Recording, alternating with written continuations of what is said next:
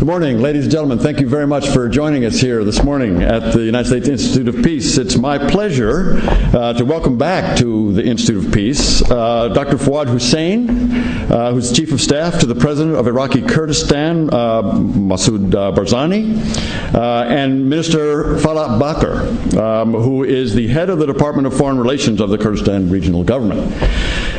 You have their biographies, so I won't go through those, but we are very pleased to have these two distinguished members of the Kurdish government here with us again, and we're going to welcome them back to the Institute. Also like to welcome Ambassador Falah. Always glad to have you. Other distinguished guests that we have here. It's a pleasure to welcome you all to the Institute. Timely conversation. Don't even have to say that. Timely conversation. The topic of Washington, of the international community, is the topic of today, and so we're very pleased to be able to sponsor this discussion today. The U.S. airstrikes have enabled the Kurdish Peshmerga and the Iraqi forces to push back on the Islamic State. They have the Iraqi government has been formed. We're, I'm sure, going to have a conversation about that. The Kurds play a major role in that. Critical challenges lie in front of us as we attempt to degrade and destroy the Islamic State. How to deal with the displacement of more than 1.7 million people and the trauma caused by thousands of killings, including beheadings that we've all seen on the television. Further support from the United States and some of its allies depends on the Iraqi government formation that I just mentioned. This will be important for the Iraqi government to take the lead in countering terrorist group and addressing the underlying political, security, economic, social dynamics that have allowed the Islamic State to make the progress that it has. Kurdistan Regional Government, for one, has given Iraqi Prime Minister Abadi 90 days to meet some specific demands that we would like to explore with you again here this morning. The main point here is the Kurds in Iraq play a key role. So we are very pleased to be able to have this conversation. We will be asking what's next in Iraqi's political process, what will be the KRG's role in a stepped-up campaign against the Islamic State, how is the Kurdish leadership's thinking evolving on independence, which we had a conversation about last time you all were here, and we look forward to pursuing that. We're going to ask Manal Omar, who is the acting vice president for the Middle East and Africa, to set the stage, kind of an overview of the region as well as our work there. We will then have remarks by both Dr. Hussein and Minister Bakir. From here, a couple of questions to get us started, and I'm looking forward very much to your questions to them. So you can guide this conversation in the directions that you would like. So, Manal, would you like to begin? Thank you, Ambassador Taylor, and welcome, Dr. Hussein, Minister Bakir, Ambassador Falah, distinguished guests, and our viewers in the webcast. As Ambassador Taylor already said, this is indeed a very timely conversation. And I, for one, follow Iraq very closely. I've been working in Iraq since 1998, and when I go to sleep, it's one situation, and when I wake up, it's a completely another. So we're very fortunate to have this insight and really be able to understand, because in our opinion, it's not only about Iraq. What we've seen over and over is that what's happening in Iraq has great influence on what's happening at the region at large. More specifically, we see that the conflicts with Syria and the conflicts are beginning to merge, and the threat goes as far as Yemen and all across the region, and I would even argue is beginning to take a real global scale. So having that opportunity to really look in and having the insight that we'll have from our speakers is something that we feel very fortunate of. At the same time, it's an ability to pause and to be grateful for the relationship that we've had with many of our partners in Iraq. One of the things that USIP takes great pride in is that we've been in Iraq since 2003 with a permanent presence in Baghdad since 2004. We've been working with our partners and organizations that include the government, as well as civil society across the country, including the Kurdish regional government. And we take pride in the fact that we've never left. USIP's core mission in Iraq is to strengthen local capacities to prevent, manage, and resolve conflicts peacefully. And that's not always easy. And one of the things that we found is that, particularly in times of violence, the first reaction is often to forget the tools of nonviolent means that are available to build peace. Our strategy has always been to build relationships and partners with people on the ground, knowing very well that they already have the solutions, but it's often the resources and tools that are needed to be able to implement them. We are in particular proud of our relationships and partners in the Kurdish regional government. We have partnered with the KRG Ministry of Education on civic education. We've also partnered with the Ministry of Religious Affairs on training the religious ulama, the scholars, on the role of religious leaders in peace building. And we've also worked with the Judicial Council of Kurdistan, coordinating with the High Judicial Council in Baghdad. We're very proud of the fact that we were early on supporting Dahuk University with starting a peace-building program, which is actually now today evolved into a master's program. And at the same time, we continue to always support local civil society organizations in the Kurdish region in order to be able to continue the mission of peace-building. Our reality show, Salam Shabab, which we're very proud of, which brought youth from all across the region, was based in Erbil, and we really appreciated the diversity of having the ambassadors of peace all across the region being able to travel to the north. It's very difficult in this context of Iraq to talk about progress. But we really believe, in having such a long extent in Iraq, we have seen progress in terms of peace building, particularly in terms of the commitment on the ground. When many organizations felt that it was time to pull out of Iraq, USIP realized that our mission, peace building, and continuing to work on nonviolent means of conflict resolution was more important than ever. We actually decided to maintain and build up our programs with a special emphasis on building local capacity. We realized very early on that any success in Iraq would be a success for the region at large. The reality is that also any challenge to Iraq is proving to be a real challenge at the region. And I think today, more than ever, we've seen how true this is going to be.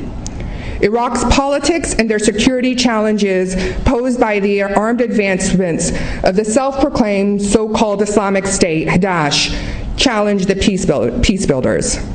I personally have decided to take the lead from the region, and more recently from the French government, in rejecting the term Islamic State and calling them Daesh to de-link any of the rhetoric and claims that they have.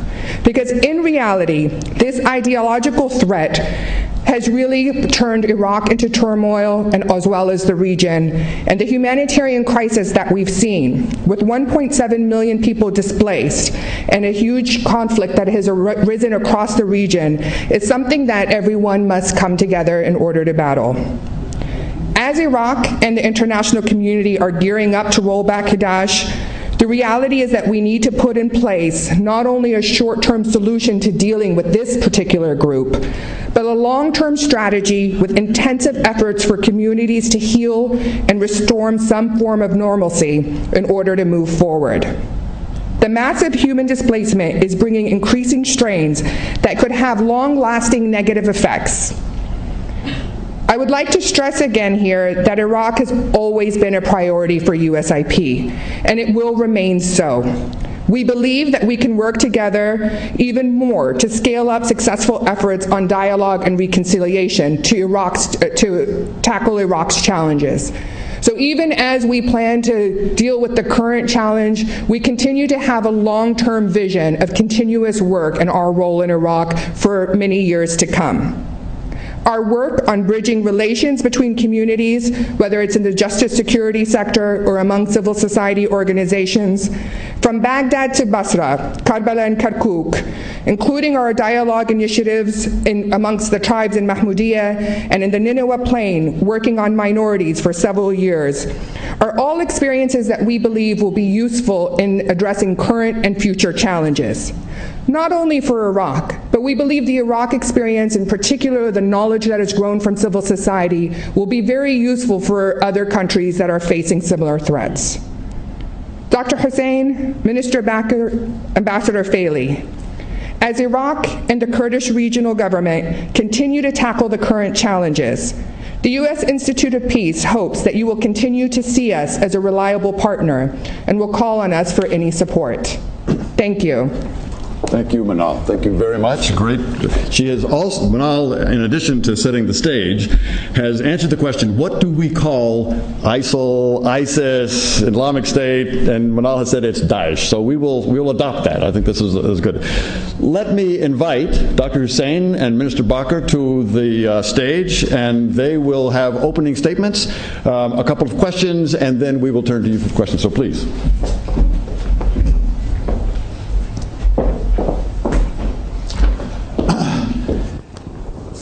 Podium? Yes, sir. Thank you very much.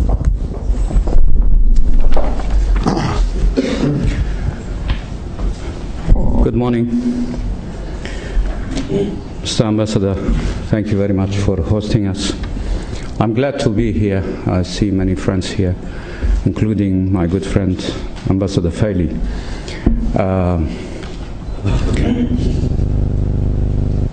The first question usually is, why are we here once again in Washington? It is part of our plan. We have planned to be here 3-4 times in a year, and but this time is different. This time is different because we have got a new government in Baghdad, so there is a change in Baghdad. Then the first question will be, what does it mean, this change? What does it mean for Iraq? What does it mean for Kurdistan? What does it mean for neighboring countries? And also for the relationship with Washington. There is also a big change. ISIS or ISIL occupied 1/3 of the country, 1/3 of the territory of Iraq. And it started in the beginning of August, an attack on Kurdistan region. So this is also a change. First, having 1/3 of the country under occupation, and second, Kurdistan being attacked. The third change, which is also big, the United States policy towards Iraq. It's well known that with the new administration, I mean when Obama started, there wasn't Iraqi policy, or if there was a policy, it was a policy of being far away from Iraq or withdraw from Iraq. Now, the situation is different.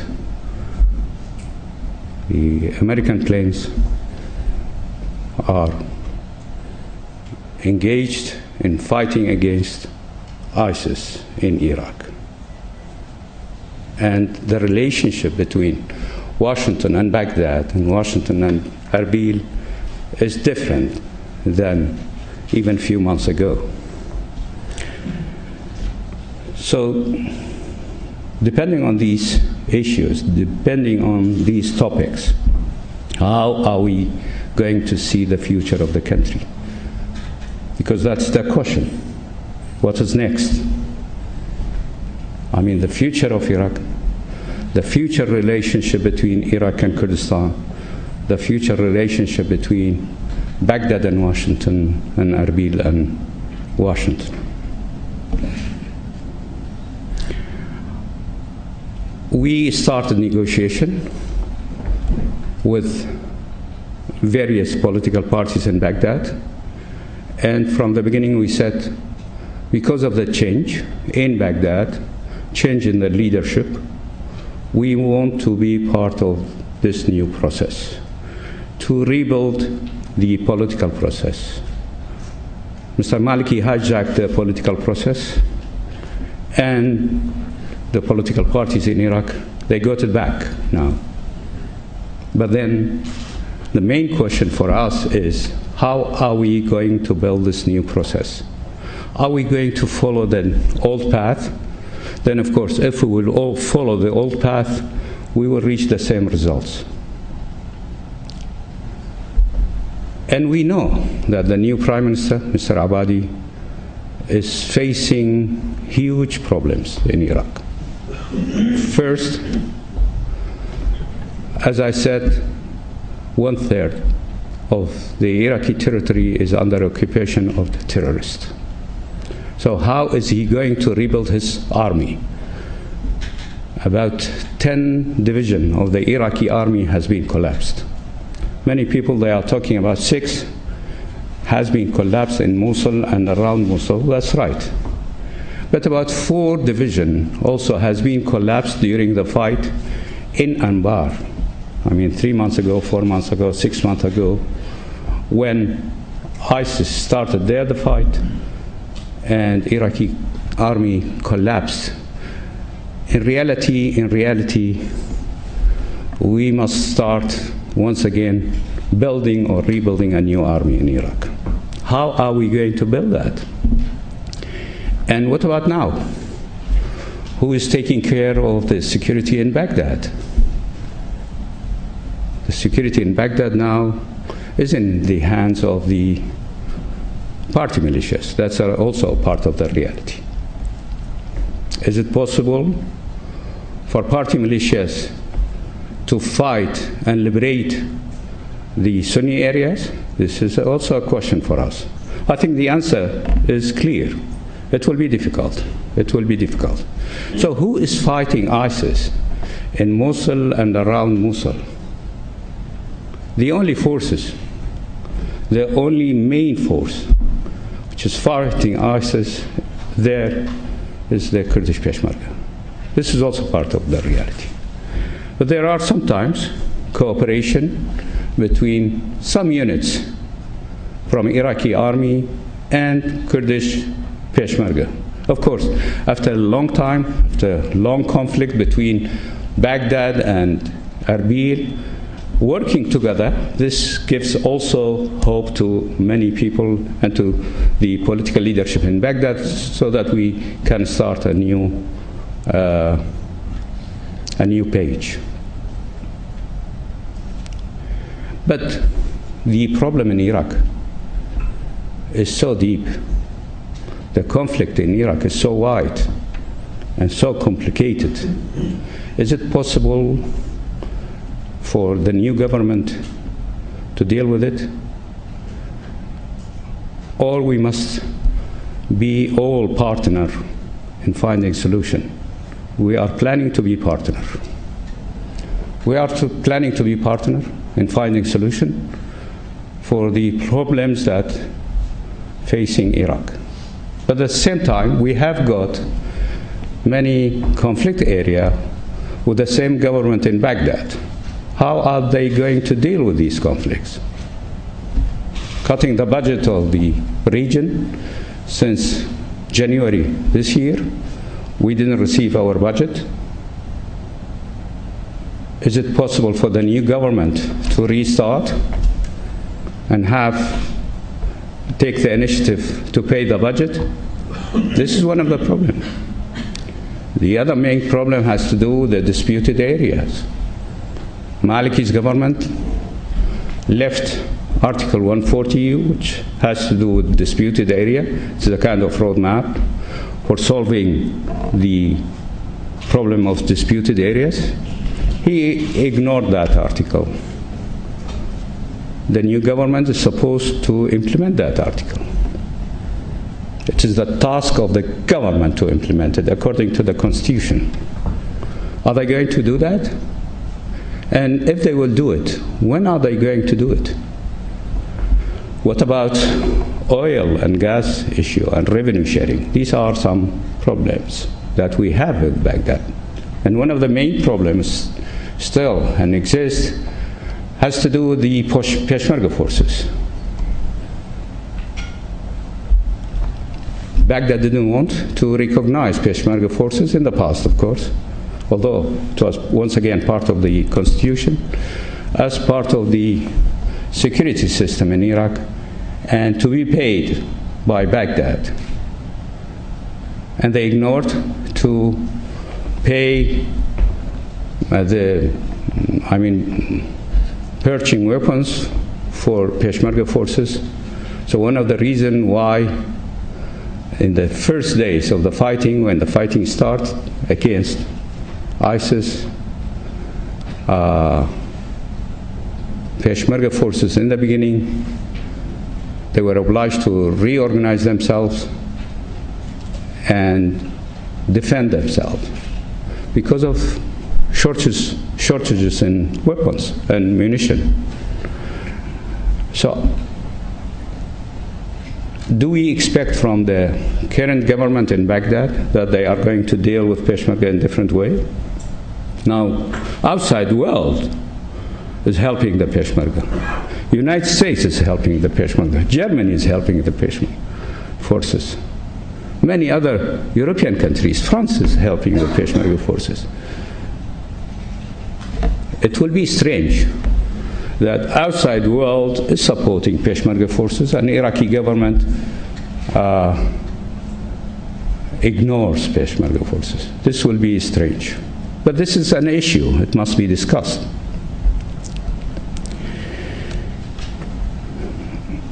These are some problems that the Iraqi government and we are facing nowadays in Kurdistan. The question is about future. How are we going to establish first our relationship with Baghdad? Second, the relationship of Iraq with the outside world. As far as our relationship with Baghdad, I think we must face the reality. The new reality, once again, is that Iraq has been divided not because of the Kurds, but Iraq was divided because of the terrorist occupation, terrorist of Daesh, when they controlled 1/3 of the country. But Iraq has been also divided because of the bad policy of Prime Minister Maliki. Because Maliki, at the end, he was ruling the country alone. He ignored his partners. So that means if we want to establish a new Iraq, we must go back to partnership. If we want to keep the unity of Iraq, then it is up to Baghdad to behave in the correct way and according to the constitution of Iraq. That means to establish federal structures in Iraq. Without having federal structures in Iraq, the unity of Iraq will not be there. And by the way, when we are talking about federal structures, we are talking about the constitution, in fact. We are not violating the Iraqi constitution. So to keep the unity of Iraq once again, we need federal structure. Why do we need federal structure? It will be difficult after what happened in Iraq, especially between the Sunnis and Shia, to bring these two communities together in one Iraq. In other words, the solution is if the Sunni will have their own area and the Shia will have their own area, and our right has been recognized in the constitution as a federal region, then we can have Baghdad for all of us.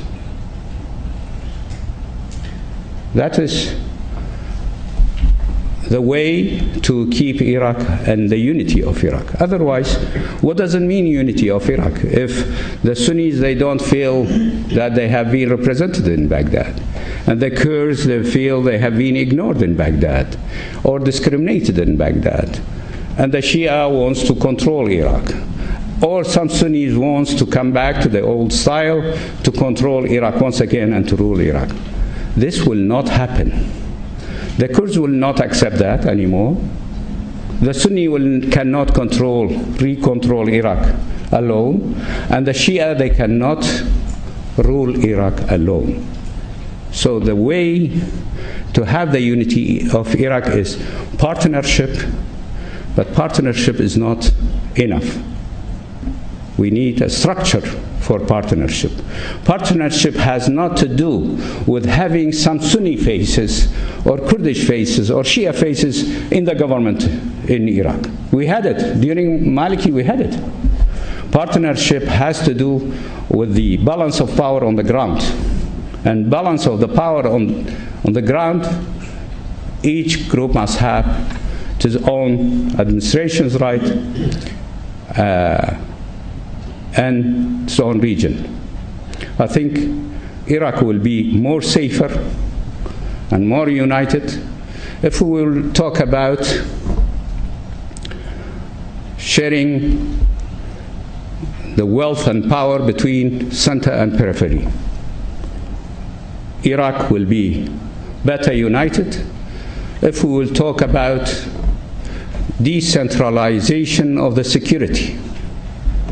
Nowadays, it is difficult, as I mentioned. It is difficult for Shia party militias to fight in Sunni areas.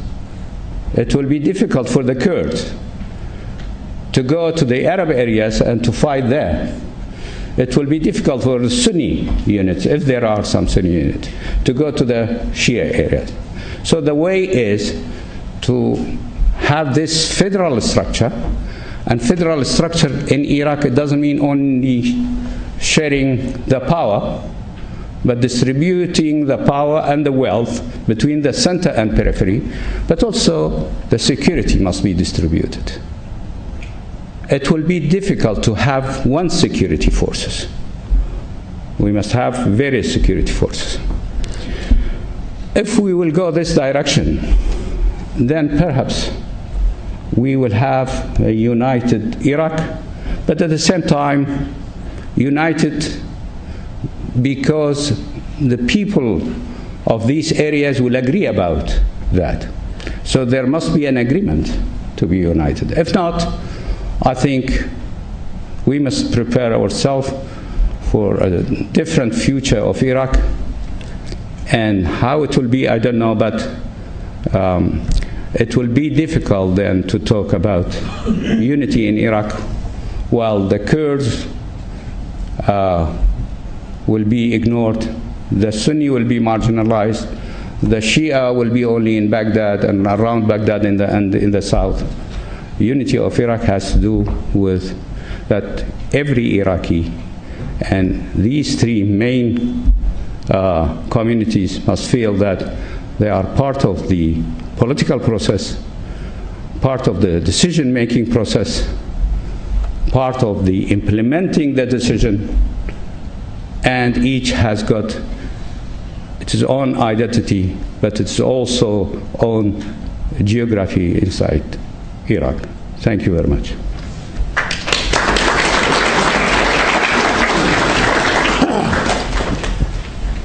Minister, you have said you're going to decide whether to speak from here or there, and your decision is? Please. Good.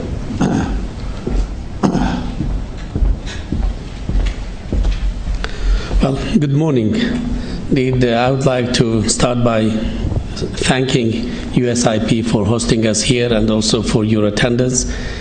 Building upon what Dr. Hussein has said, we are here to communicate a number of messages to the officials in the American administration, to our friends on the Capitol Hill, our friends in the think tank and the media outlets about the situation on the ground in Kurdistan.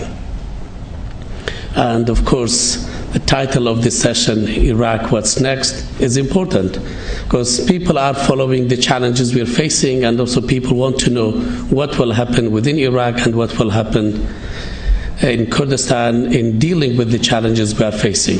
I'd like to talk about three main areas: political, security, and humanitarian. In the political sphere, there has been some progress with the decision that was made to join the government formation process in Baghdad. Although the leadership in Kurdistan was not in favor of joining the administration or the government in Baghdad, due to the fact that the negotiation process that took place was not an encouraging one. But we deemed it necessary that we have to do something in order to bring about the change for the sake of improving at a later stage. Otherwise, changing faces would not be enough for us to see a real change in the structure and also in the path of the government. The second is the security situation.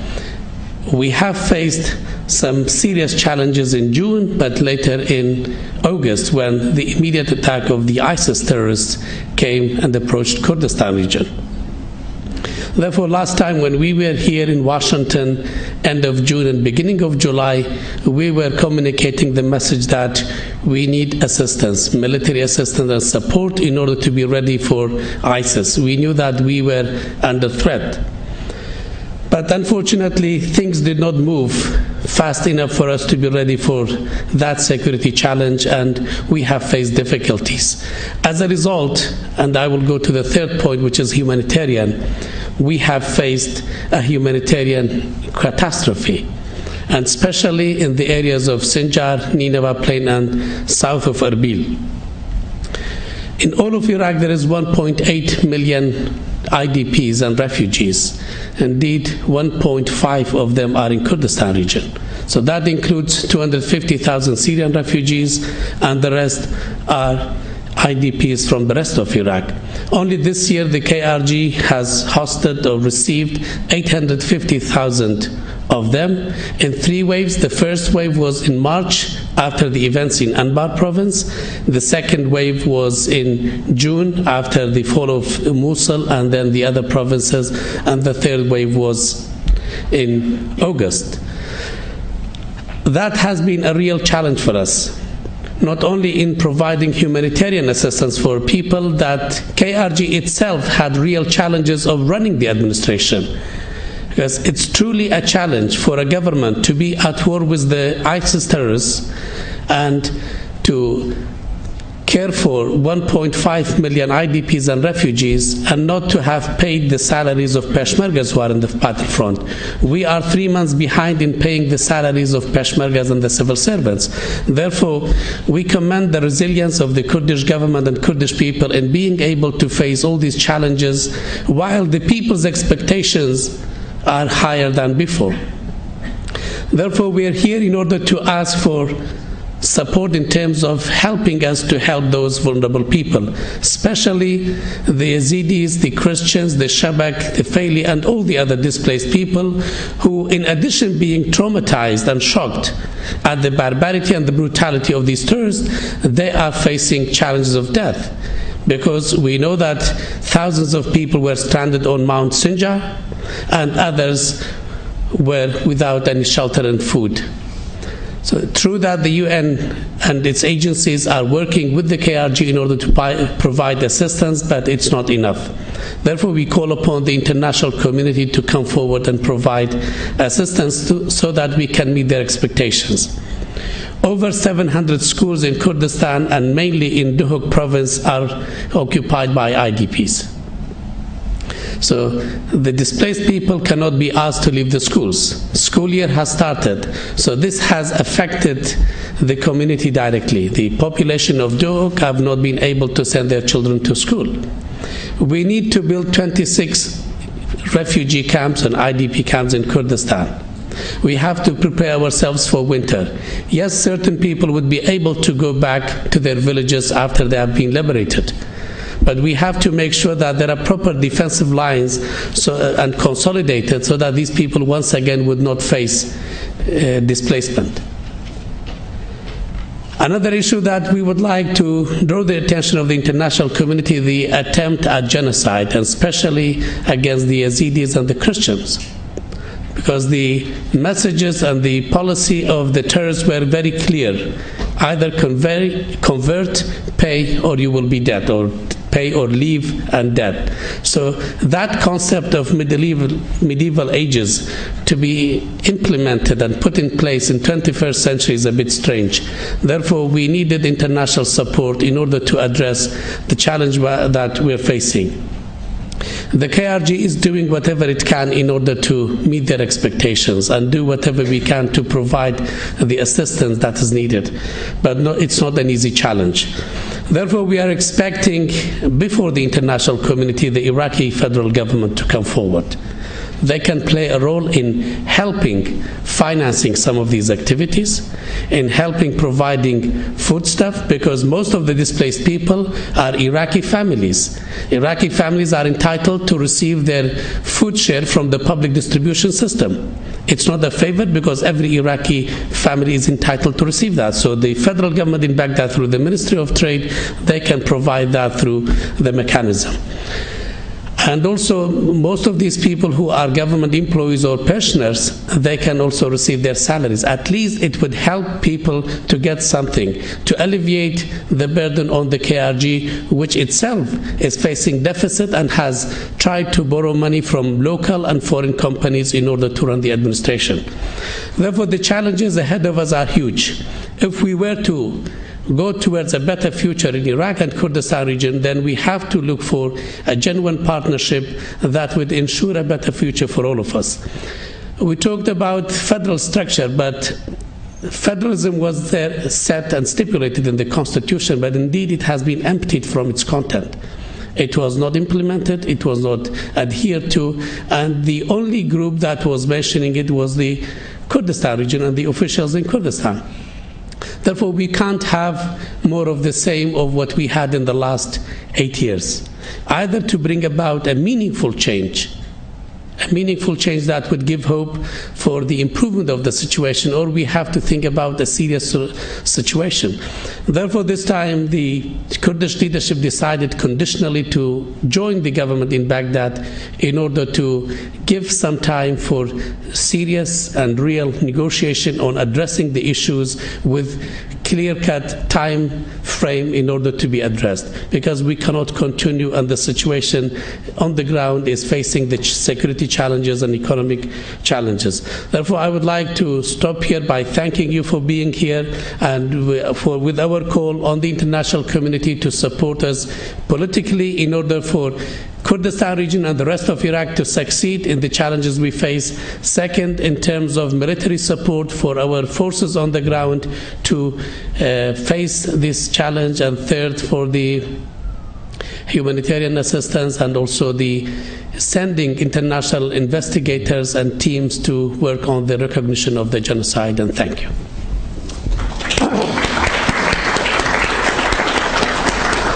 Thank you, Minister. Thank you very much. So if I can ask just a couple of questions at the outset while you prepare your questions, I look forward to them, and I'm sure both Dr. Hussein and Mr. Bakir do as well. You've both in general terms described the purpose of your visit here, and you've described, Dr. Hussein, the differences from when you were here recently in the past. And they are, there is a new government, there has been this attack on KRG from Daesh or ISIL, and U.S. policy has changed. Your visit here, as you've just described in some general terms, is highlighting requests from the U.S. government. If you were to be more specific on the kinds of, you mentioned humanitarian, mentioned military support, are there specifics that you've had conversations with on the Hill and will have in the State Department and with the White House on the kinds of both humanitarian and military support that the United States, the international community more broadly, but the United States specifically on this visit ought to consider and ought to get to you quickly? Thank you for this question. When we were here the last time, it was June, July, And on 3rd of July, we were in the White House. And then, at that time, we discussed the security situation in Iraq, and ISIS had already occupied Mosul and many other areas. At that time, we requested United States government to help us with weapons. Now we are here. United States has sent weapons. So this is also a change, a big change. At that time, we were requesting United States to help us to face ISIS threat. Now, United States planes are striking ISIS bases. But still, the question here, but the question also in Kurdistan is, what is our target? Is the target to get ISIS far away from Kurdistan region? Is it the target to push ISIS once again back into Mosul? They are there, but to push them back? Or is it the target to destroy ISIS in Mosul, in Iraq, and some people here, they go further to destroy ISIS bases also in Syria? If this is the question, who is going to fight ISIS on the ground? Who can do that? Is it possible to destroy ISIS only by airstrike? Or you must have combination of both? If you will have combination of both, and I guess that must be the way, otherwise you cannot destroy ISIS only by airstrike, then the next question, we know the answer, but the question here, who is going to fight? And where are the fighters? Which force is going to be your partner on the ground? I know we are talking about Iraqi forces. There are some units of Iraqi army which can help, but the reality is that the main force on the ground, they are the Peshmerga force, the Kurds. The Kurds, they are fighting ISIS for many reasons. Some reasons has to do with principles, with their values, but ISIS is also a threat for Kurdistan. And they attacked Kurdistan. So the Kurds are ready to fight ISIS everywhere. And we think that Kurdistan will stay under threat if ISIS will stay in Mosul. In other words, the target for the time being must be Mosul. But to enter Mosul, you need different kinds of weapons. You need different kinds of weapons to enter Mosul. So we are here to talk about that.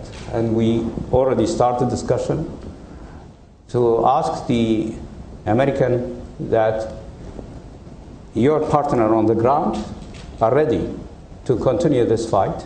And by the way, the last days we liberated many areas and we are not far away from Mosul. But to enter the city, it needs, once again, as I said, different kinds of weapons. So we requested, once again, this. We talked about that with various officials, and we are going to continue this discussion here. Of course, if the target will be to destroy ISIS on the other side of the border, Syria, that's a different issue, and it needs different discussion. Dr. Hussein, if I could just ask, you said different kinds of weapons in order to push into Mosul. Are you being specific with your U.S. government? Different kinds of weapons, you need tanks, you need helicopters, you need different kinds of artillery. You need, there are special cars for cleaning the mines, because so you need different kinds of weapons. The weapons that we have, we think that with these weapons it's not enough to enter the city of Mosul. Mr. Bakir, you mentioned on this topic that some countries have been providing some weapons. I understand it's been light weapons, and the proposal here is for heavier weapons. It's for tanks, it's for helicopters, it's for artillery. Is there a prospect from other countries that you've had conversations with, Europeans, that could also provide this? Well, indeed, we are very pleased at the level of support and solidarity that was shown to Kurdistan, and we believe the support to Kurdistan was for the values that we stand for democracy, for freedom, for human rights, for rule of law, for what we have built in Kurdistan. Therefore, we were very pleased to see all that support around the world. Yes, some European countries have provided weapons that like to mid-weapons, but we are asking for heavy weapons, and it's supposed to be on their way. But what we want is to have weapons, heavy weapons, which are good for offensive purposes or not defensive purposes, because we cannot defeat ISIS unless we move up against them and make advances. Therefore, this is the nature. And second, we also want to get some assistance from the United States, but also other countries around the world, to help us for an international conference on humanitarian assistance, because this is a major issue that we're facing. The refugees in Syria are still there, and there is no prospect for a solution in Syria. The IDPs and the rest of Iraq are there. Yes, we would be able to help those who are in the Nineveh plain and other areas to go back, but what about the rest? In Mosul, in Anbar, in Diyala provinces. Therefore, this is a huge challenge on us. A humanitarian assistance conference to be hosted by KRG and the UN agencies in order to look at their needs, to make a proper assessment and how to meet them, especially as we are approaching the winter, and that may go into the next year. Dr. Hussein, one other question which you've already addressed to some degree. The Peshmerga can be the ground forces. President Obama has made it very clear that he, at this point, has no intention of sending U.S. ground forces in a combat role. You've suggested that the Peshmerga are prepared to do that, to provide that component of the attack, of the pushback, of the attempt, of the effort to destroy, degrade and destroy Daesh. There have been voices in Iraq who have reinforced that, who have said, we don't want American forces on the ground in Iraq. What's your sense of that, and what's your sense of the view in Baghdad of American forces and the willingness of the Peshmerga to be the ground forces? Now, there are some people in Iraq, they don't want American forces for ideological reason. We are not from that category. It is up to the American to decide. If they will send their forces, it is up to them. But, of course, on the agreement with the Iraqi government, because at the end, when you send forces to another country, you need an agreement. But in principle, when the American forces were in Iraq and the American government decided to withdraw, my president and Kurdish leadership made it clear. The security situation in Iraq was not yet there to be protected by Iraqi security itself, although Prime Minister Maliki at that time, he went on the TV and he announced that everything was under control and the security situation was good in Iraq, but we have seen it. Anyhow, I think as far as the fight against ISIS, we said it. The Kurdish forces, they are ready to do it. Not because the Americans are asking us. We are doing that on the basis of our principle. We are doing that because we are defending our people. We are defending our country. We are defending our principles. But our values has to do also with Western values. We are talking about democracy. We are defending human rights. We are defending women's rights. I mean, all these principles, they are part of our policy. Our policy is based on these principles, while ISIS, in principle, they are against all these ideas. So we are fighting in the first place for our people, but at the same time we are fighting for the free world, because ISIS is an international organization. There are thousands of Islamist terrorists. They came from Western countries. And they are fighters. They are fighting there. The question is, what are they doing when they will finish the fight there? Of course, they will be a threat to the security in other parts of the world. So our fight, indirectly, is a fight also for other societies. But we are ready to do it on the ground. We are ready to do it on the ground, and that's why we made it clear that at this moment we don't need other armies or American boots on the ground. That was clear. But if the American government will decide one day to send army units to that area, of course it depends on the American policy, but also on an agreement with the Iraqi government. Very good. So we have now the opportunity for you to ask questions, and there's a question right here. So if you will wait for the mic, state your name and your question. Thank you. Rafael from the Brazilian Embassy. Could you comment on the participation of Iran helping the Iraqi forces? Thank you. Dr. Hussein, you want to start? In the first days of the fighting, then we are talking about beginning of August, and when ISIS terrorists reached the border of Erbil, the Iranian government sent some support, military support to Kurdistan, and we are thankful for that.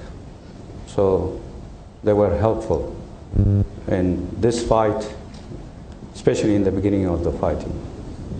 And the Iranian helped also the Iraqi forces. In this case, there were, let's say, party militias to liberate Amelie. It was under siege for 2 months, and the population of that city, they were resisting for 2 months. So Kurdish forces plus, let's say, Shia party forces and the Iranian and the American, they helped all together to liberate that area. The American, of course, they used their airstrike in that area, but the Peshmerga forces and the Shia forces, they were together in the fight, and they liberated the people there. Dr. Hussein, if I can just elaborate on it, good question. So was there coordination then to coordinate the American airstrikes, the Peshmerga on the ground, the Iranian support? Was there Iranian, American, Kurdish, Iraqi coordination? On the ground, of course, there was coordination between the Shia forces and the Peshmerga forces. This was, of course, otherwise you cannot advance and fight the terrorists. As far as the coordination between the American planes, usually it is a coordination between Peshmerga forces and the American. So the coordination between the Americans and the Iranians was through the Peshmerga? It was not coordination between American and Iranian. It was coordination between Peshmerga and I understand. And also we have some American advisors on the ground with us, so this has been announced. Therefore, when we talked about American troops, in fact, we have said it. This is our fight. It's our responsibility to do it. It has a regional dimension as well as an international dimension. But locally, it's our responsibility as Kurds and Kurdistanis, as well as Iraqis. But then it goes to Syria and beyond that, it has to become a regional and international. But the Americans have announced that they have sent some experts and advisors to be with us on the ground in order to assess the situation and to see what kind of military support and assistance to be provided for our forces. Very good. Sir.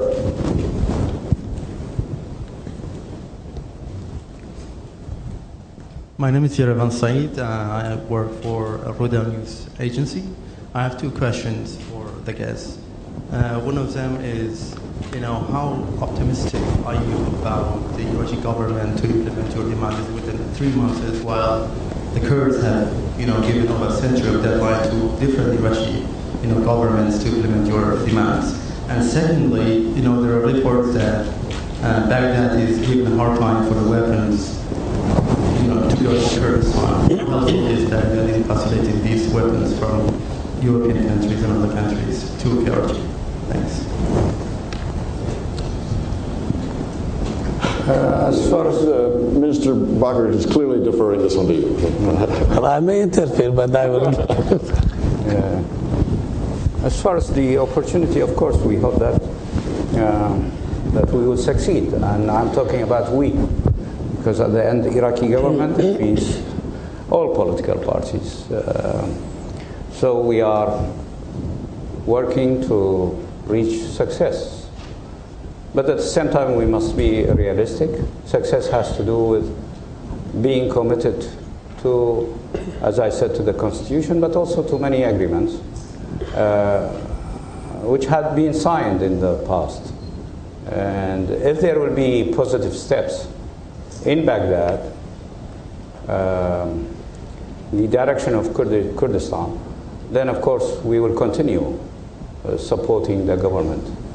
And we put some conditions, and we hope that within 3 months we will receive some positive signals and positive steps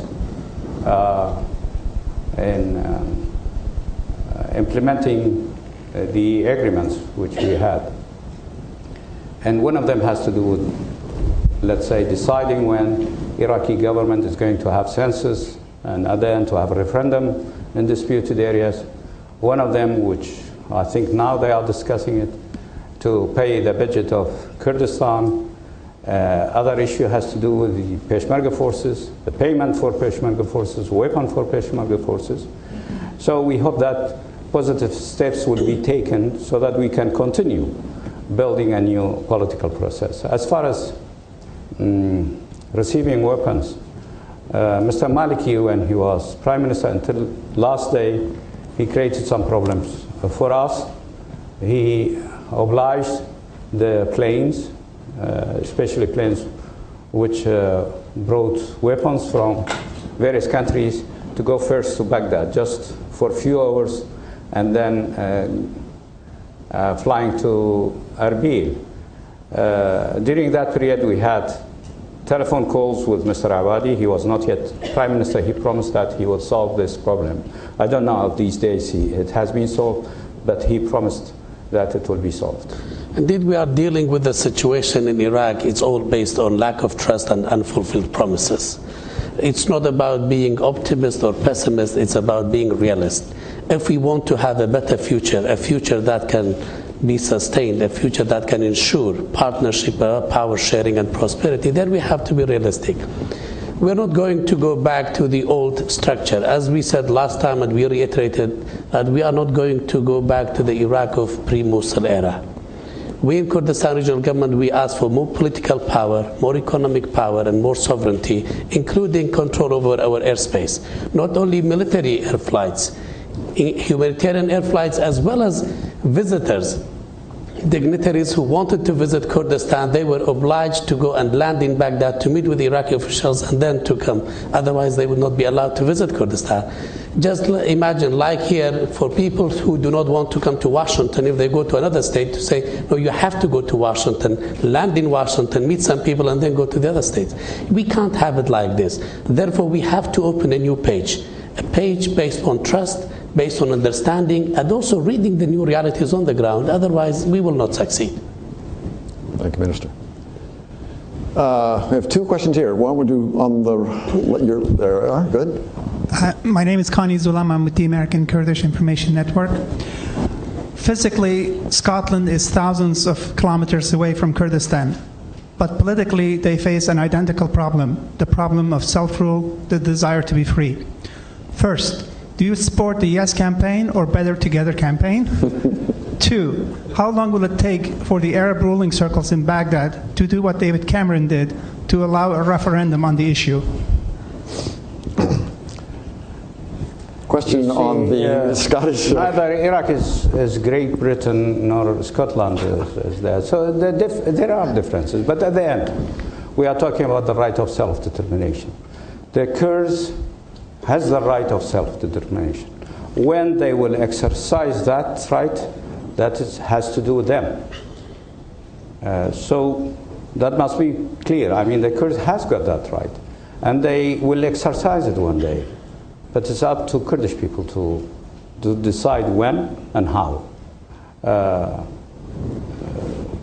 it has also to do with the last chance which has been given to Baghdad.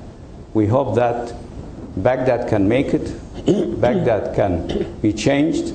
If Baghdad will stay as it was, then of course the situation will be different. But the right of self-determination is our right, and when we will exercise that, when the Kurdish people will exercise that, that has to do with them, not somebody else will decide for them. History has shown that unity cannot be imposed. It has to be voluntary. Of course, in democratic societies and civilized societies, it's much easier to deal with than our part of the world, which has long and deep traditions of hatred, of violence, and of dictatorship. So therefore, it needs time. We cannot compare the two situations. But for us, of course, it's a sentimental issue. It's a sensational for us we can't be against the will of other nations when they aspire to independence. We can't be, because we are aspiring for our own independence. Therefore, but it's for the people of Scotland, for the people of the United Kingdom to decide, but peacefully, and I believe they are civilized people. When you look at it, when they say better together, it tells you how civilized these people are. They're not saying no as such. They're saying if we stay together, it is better. But for us, I believe it is better to separate from each other. Yes, sir. Phil Schrafer, no affiliation, but I did attend a conference earlier this week by SAIS, School of Advanced International Studies. I got an understanding of several things and just want to run that by the speakers today. Number one, that the government of Baghdad is democratic for Shias, but not for Sunnis. It has not been inclusive of the Sunnis, and ISIS is largely a reflection of that. That 80% of the land occupied by ISIS in Iraq is actually occupied by disgruntled Sunnis who are supporting ISIS, and that much of the military leadership of ISIS is former special forces officers from the Iraqi army. What was the question? State your question specifically. What was that question? Do you accept this, or do you disagree with it? I guess that's my question. That the makeup of the ISIS military is former Sunni members of the Sunni that were in the Iraqi army. Right, and 80% of the land is I don't know if 80%. To be honest, it's difficult to have the percentage. But it is well known that many officers of the former regime of Saddam Hussein,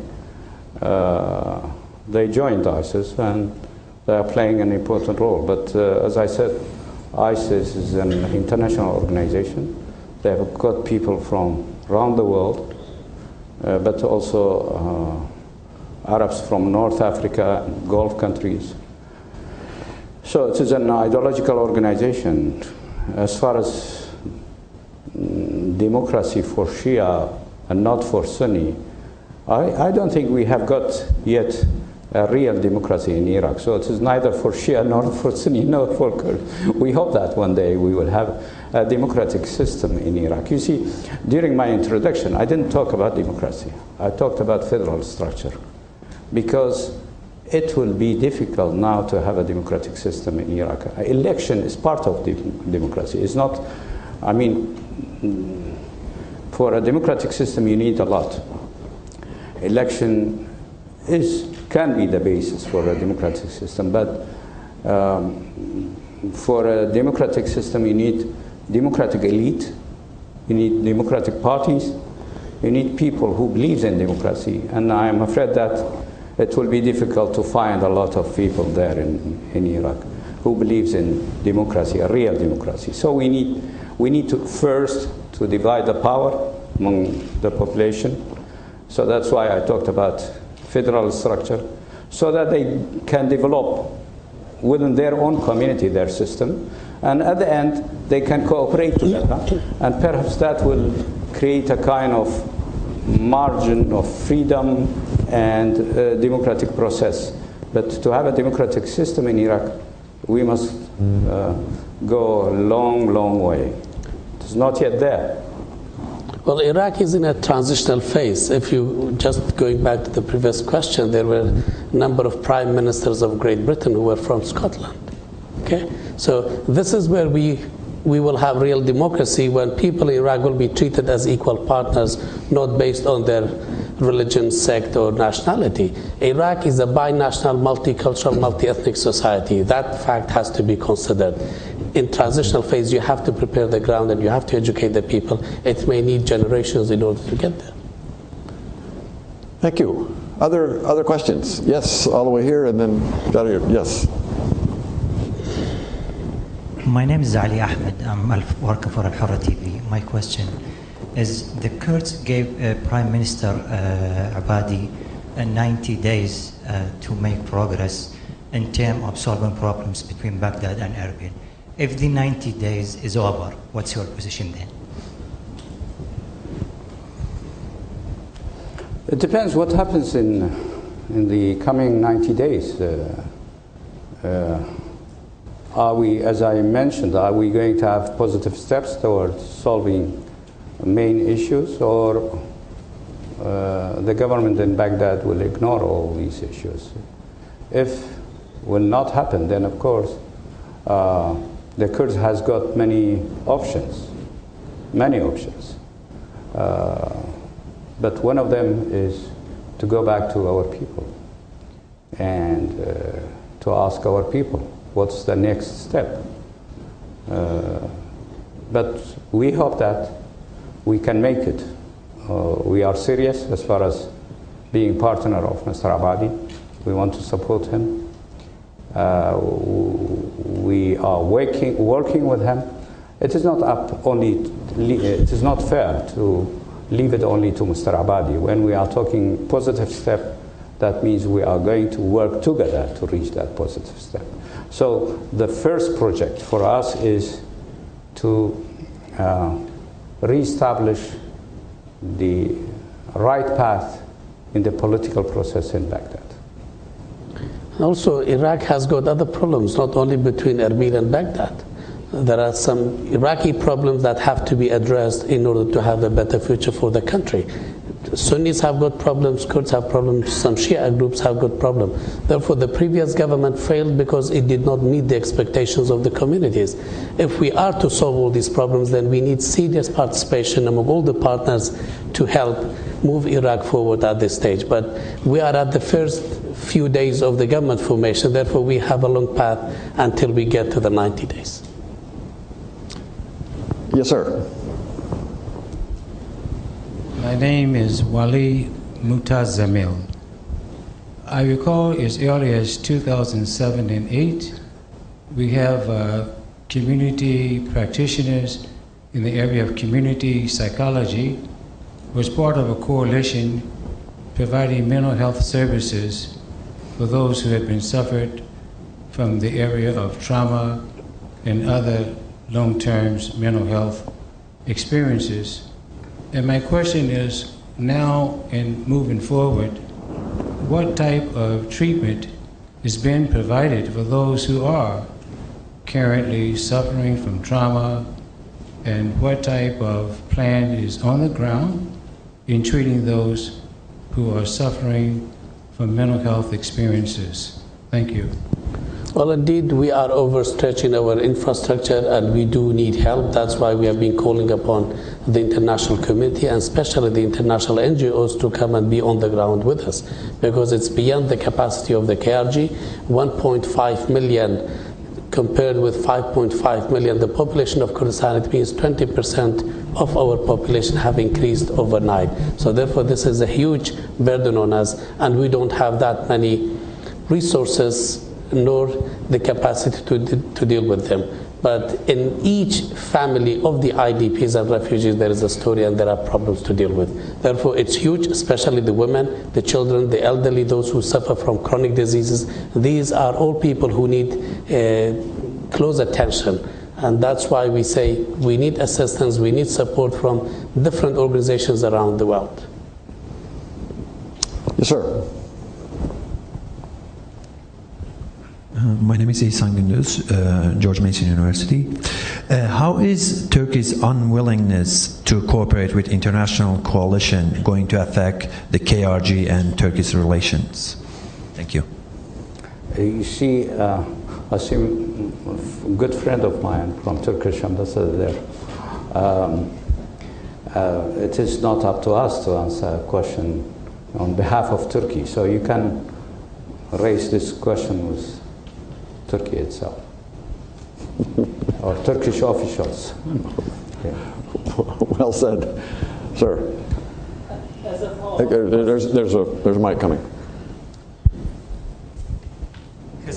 As a follow-up question, having a feasible Sunni region under the federal structure you're describing, can Turkey play a role? At the end, the population of Iraq, they must decide about how they are going to organize their life and how they want to live together. But it is well known, Turkish government has got good relationship with Sunni leaders. And I think Turkey is still supporting some Sunni leaders and Sunni organizations. I don't know if they are pushing Sunni leaders to have their federal structure. But nowadays, many Sunni leaders, I mean, if you compare it with the past, they are talking about federal region, while in the past they were not talking, they were very much against. I'm talking about many Sunni leaders. There are Sunni organizations which are against federal structure, and still they think federalism will lead to divide Iraq. But there are some Sunni leaders who are saying the solution for Iraq at the end is to have a region for Sunni and to have a region for Shia and of course Kurdistan, and then Baghdad will be the capital of the country. Well, the events in Iraq and in the Middle East are affected by the Shia-Sunni power struggle, whether we like it or not. We hope that one day will come that we don't talk about such issues, but today is a reality, and all the neighbors of Iraq have got their own agendas and objective they want to achieve in Iraq. But at the end of the day, for Iraq to succeed, decisions of Iraq have to be made in Baghdad, within Iraq, by the Iraqis, otherwise there would be no future for the country. Yes, sir. Thank you. I'm John Dixon with the Global Peace Foundation, and I want to really appreciate the Institute for Peace for doing this and our visitors from Kurdistan. We've met I've been a few times there, and I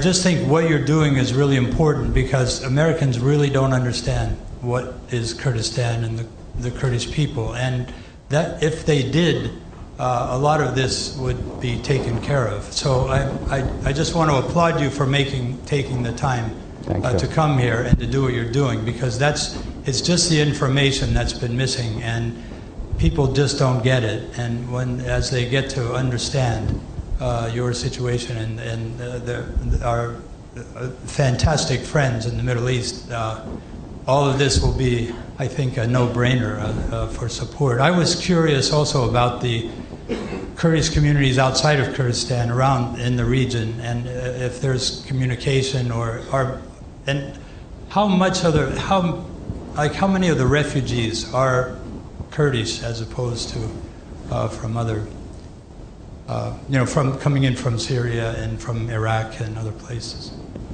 Indeed, for Kurds, we have 3 different stages. Back in 1991, after the Kurdish uprising, we told thank you to America. After 2003, we were the only group in Iraq publicly told America thank you. And this time we are here to tell the American people and the American administration thank you for what you have done. As for the Kurdish diaspora and the people in Kurdistan, we're proud that we were united against the threat of the terrorists of ISIS. And we have opened the door of Kurdistan, and we have this open door policy to receive all the refugees and IDPs without asking who is a Kurd, who is non-Kurd, because Kurdistan would remain the land of tolerance, peaceful coexistence, because we believe in the rights of others as much as we believe in our own rights. We were refugees one day. We know how painful it is to be a refugee and displaced. Therefore, the majority of the IDPs who are in Kurdistan are Arabs, Sunnis, some Shias, some Christians, Yazidis. They belong to different ethnicities and religions, but Kurdistan is proud of that culture and it will continue to be so. Yes, please. Hi, I'm Michelle Piercy. I'm with DAI. My colleagues and I just returned from a visit to the Kurdish region last week. And so you can tell us about that situation. Thank you very much. We had a wonderful time. I just wanted to say that in addition to a culture of what you might call violence and dictatorship, our experience in Iraq and in the Kurdish region has also been that there's frequently a culture of seeing a conspiracy around every corner. The sudden departure of 4 divisions of the Iraqi army and the speed with which ISIL took terrain in the Kurdish region, I think, surprised us from afar. When we arrived, we were really struck by how quickly and how effectively they were able to take territory without a shot so much as being fired. There are many explanations for why that happened. I'm wondering if you can share your interpretation of why and how that happened so quickly. And as a very quick follow-up, perhaps if you want to discuss the departing Iraqi army generals and why or whether they ought to be held to account. Thanks. Yeah. Well, indeed, talking about what happened in June and afterwards, we were honest and open with ourselves, with our friends in the international community. Therefore, we stated clearly that we are on the defensive, because we knew what we had. Although we went in to fill in the security vacuum, and we wanted to make sure that we provide protection to all the religious and ethnic minorities in all these areas. But the point was that we wanted help in order to have enough weapons to defend ourselves. Literally, the Peshmergas had outdated, old, and used weapons that stopped functioning even in facing ISIS. So therefore, it was unlike the situation with the Iraqi army that they have the most sophisticated and advanced weapons. They just laid down, they could not resist for even 3 hours, and they left the scene and they left the people unprotected. Therefore, with the Kurdish situation, there were a number of factors. First, the weapons, the supremacy of their weaponry. Second, the tactics that they were new for the Peshmerga, the strategy of fear and creating panic among the population, and also the long border, which was 1,035 kilometers long, and the Peshmerga were supposed to provide all that support. With the military airstrikes, the situation has changed because we had confidence that we can achieve success in facing such kind of advanced weaponry, and therefore it is such that the Peshmergas have believed in the cause. They are ready to sacrifice for the sake of their people and their land, and we have seen it day after day that we are retaking control of the territory that we lost during the first days, and we are determined to continue the path. As for the Iraqi generals, indeed, there are many questions. There has to be an investigation of why that happened, because it was a total military. The U.S. Army, the U.S. government spent a lot of time, energy, resources in building, in providing arms. We as Peshmerga forces, we have not received our fair share from these weapons that were provided, although weapons were allocated for Kurdistan region, but we did not receive it as a result of the wrong policies of the former Prime Minister Maliki that withhold all these weapons in Baghdad, and we still have not received them. But it belongs to their culture. Maybe the people who were there, they were Shias and not Sunnis, therefore they did not feel that it is their responsibility to protect the people. Some of the soldiers who were interviewed, they said, we joined the army just to get a good salary. We were not ready to die. And these are interviews with people who fled. And there were thousands of them who were there. So only in Mosul area, there were about 52,000 people in arms. So therefore, they have larger numbers than Peshmerga with better weapons, etc. And of course, the conspiracy theory is there in every corner, in every alley in that part of the world. Because if you talk to somebody, whisper in his ear, the other person says that this is conspiracy against me. We have time, I think, for one last question, and it will be right here.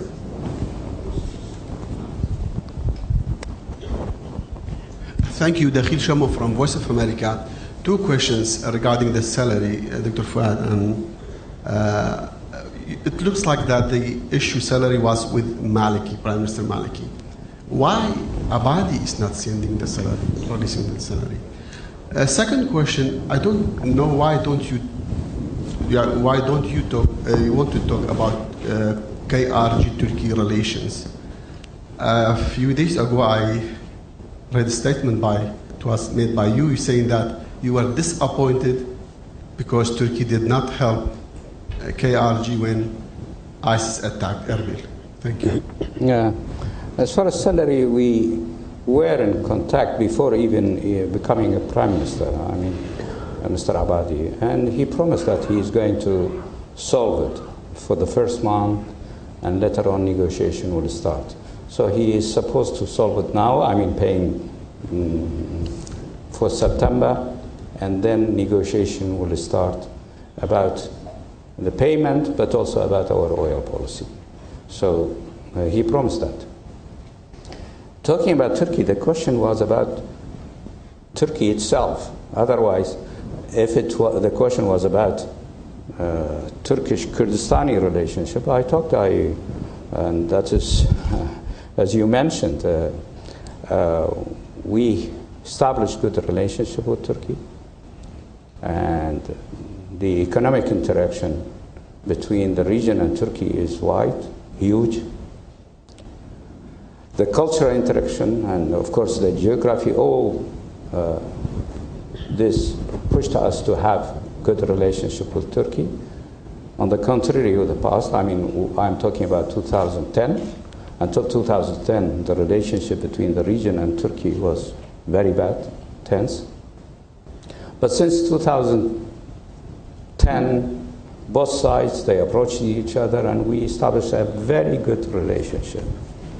So the question for us was now, when ISIS attacked us, and we approached our Turkish friends, we approached them, we had discussions with them, and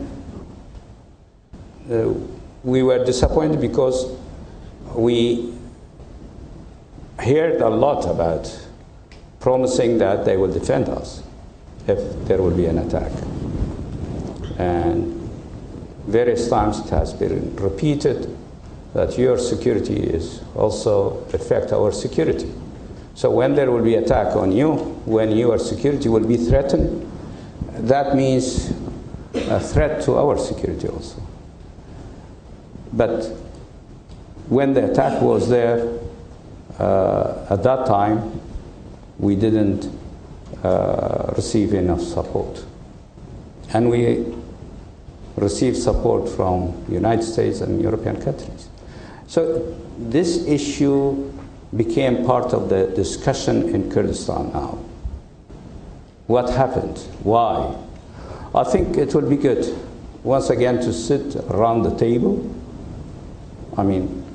Turkish representative and representative of Kurdistan, to discuss this matter in different way and to find a solution, because at the end we will stay neighbors.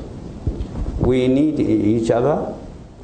There is mutual interest for both sides, but we must repair this damage.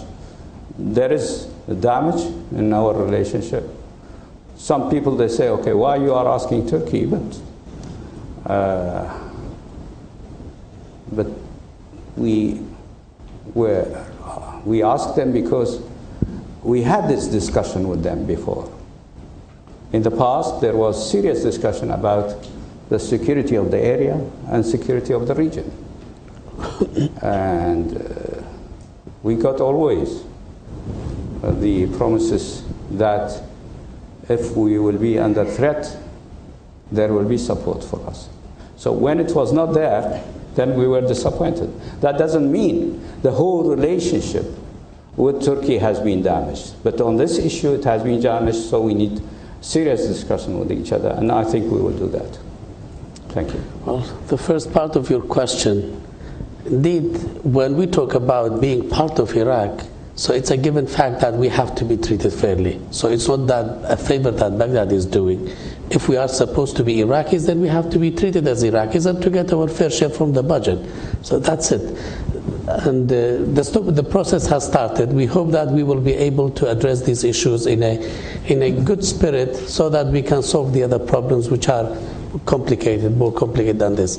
And for the second part of the question, we were expecting more from Turkey, while others who have never promised anything, they came forward, and Turkey did not do that.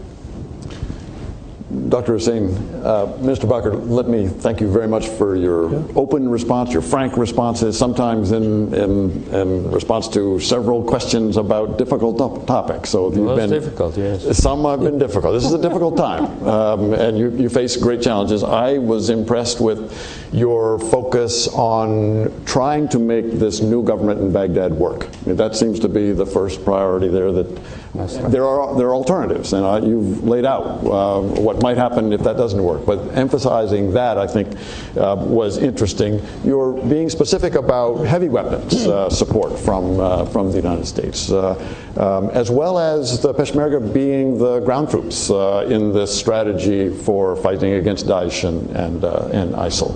The donors conference that you mentioned, I think, is going to be very important. There's incredible suffering that needs to be addressed by the international community as well as Iraqis. Let me thank Manal Omar and Sarhang Hamasaeed and Miriam Sassi for putting this together. Let me thank you for joining us here today, and please join me in thanking Dr. Hussein and Minister Bakir. Thank you very much.